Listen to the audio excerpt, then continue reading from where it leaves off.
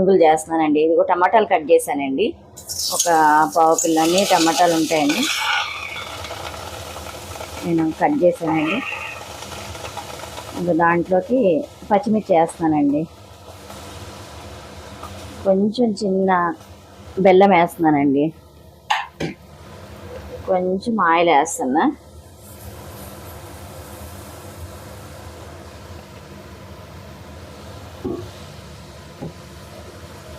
ఇంకా టమాటా మునిగే వరకు కూడా వాటర్ పోస్తున్నానండి. కొంచెం ఇంకో టమాటా మునిగిపోతుందండి.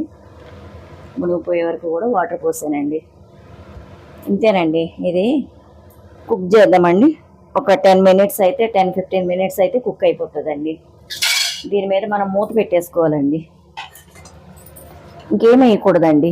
దీంట్లో సీక్రెట్ ఇంగ్రీడియంట్ ఏంటంటే ఇదేనండి. ఇది వేసాను కదండి, బెల్లం వేసాను కదా, చిన్న ముక్క వేసాను.